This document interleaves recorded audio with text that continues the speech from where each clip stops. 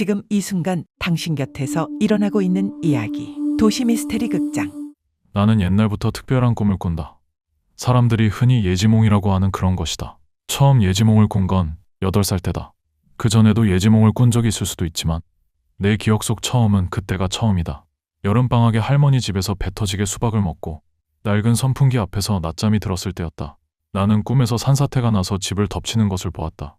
본능적으로 그것이 불길한 꿈이라는 것을 알았지만 8살의 나는 꿈에서 본 것을 제대로 설명하지 못했다. 그리고 어른들도 귀담아 듣지 않았다. 그저 산에서 흙이 내려왔다는 정도로만 이야기했고 어린아이의 그런 꿈 이야기를 귀담아줄 어른은 없었다.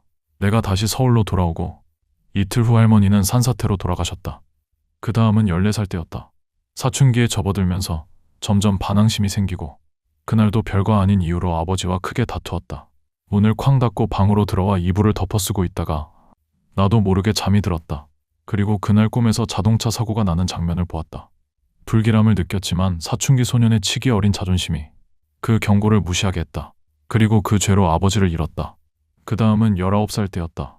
고3 수능 공부에 지쳐있을 때였다. 아무리 자도 잠이 모자랐고 학교 책상에 엎드려 잠이 들었을 때였다. 아파트에 불이 나는 꿈을 꿨다. 나는 본능적으로 어머니가 위험하다는 것을 알았다. 이제 나에게 남은 가족은 어머니뿐이었기 때문이었다. 이번만큼은 같은 실수를 하지 않기 위해 어머니에게 불을 조심하라고 일렀다.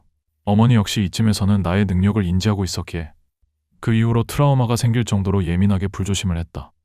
하지만 어머니께서 집안 가스레인지와 전기 코드만 신경 쓴다고 해서 불이 나는 것을 막을 수는 없었다. 밑에 집에서 시작된 불이 타고 올라와 결국 어머니까지 돌아가시고 말았다. 이후로 나는 20년간 그런 꿈을 꾸지 않았다. 그러다가 어제 나는 20년 만에 꿈을 꾸었다. 비행기가 추락하는 꿈이었다.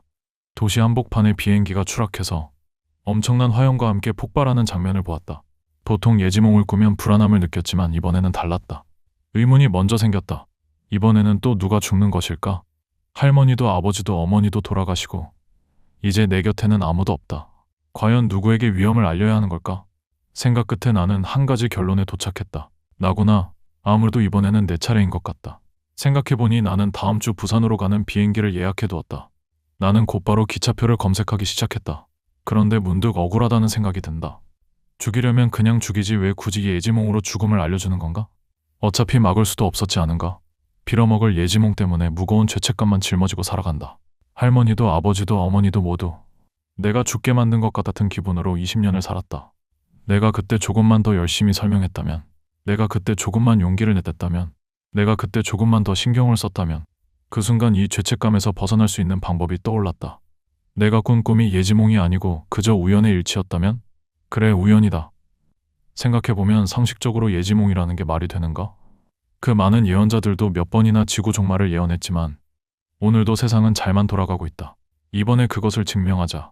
어차피 죄책감 속에서 평생을 살아가느니 이번에 확실하게 정리를 하자. 나는 기차표 알아보는 것을 그만두고 휴대폰을 내려놓았다. 결전의 날이 밝았다. 공항의 분위기는 여느 때와 다름이 없다. 멋진 여행을 기대하며 들떠있는 사람들, 면세점을 쇼핑하는 사람들, 서둘러 나오느라 허기진 배를 채우는 사람들. 그 속에서 나는 홀로 두려움에 떨고 있다. 지금이라도 탑승을 취소할까? 아니다. 취소하긴 이미 늦었다.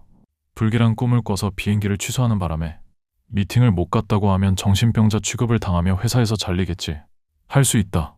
나는 오늘 무사히 부산에 도착해서 20년간 나를 괴롭히던 죄책감을 싣고 앞으로는 새로운 인생을 살아갈 것이다. 부산으로 가는 항공기 탑승 시작하겠습니다.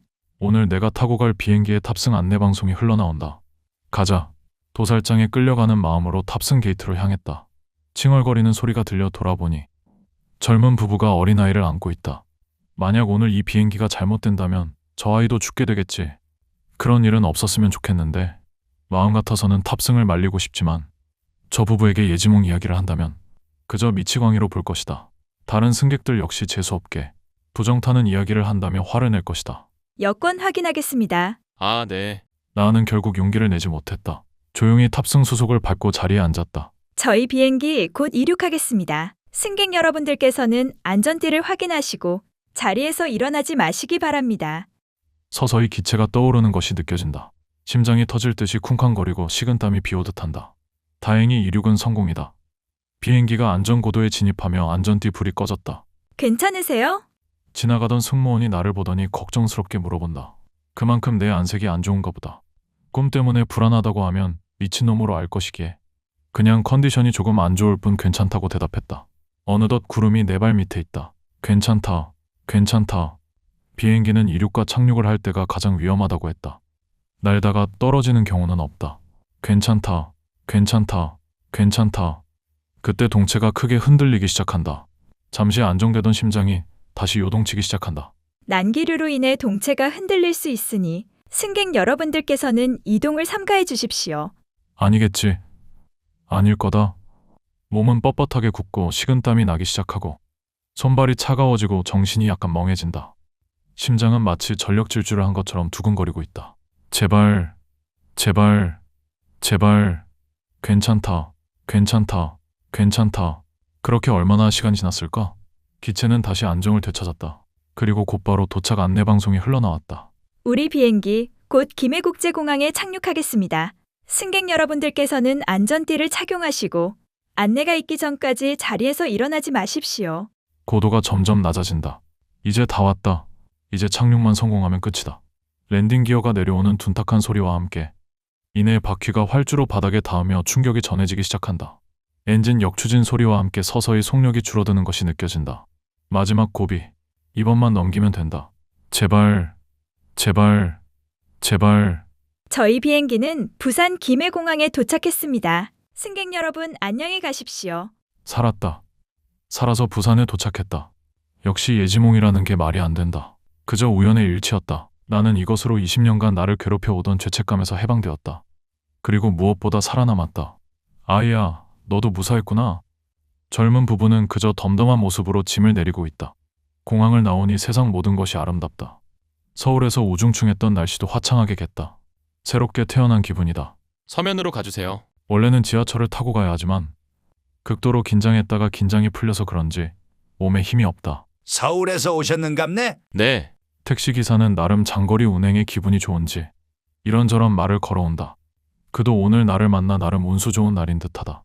서울 어디? 네? 서울 어느 동네에서 왔습니까? 아, 창신동이라고 동대문 쪽에. 아, 동대문. 동대문은 나도 알지. 평소 이런 대화를 귀찮아하지만 오늘은 기분이 좋으니 열심히 호응하며 받아주었다. 어? 저거 와저라노? 그런데 그 순간 택시기사가 당황하기 시작했다. 어? 저게 와일로 오노? 어?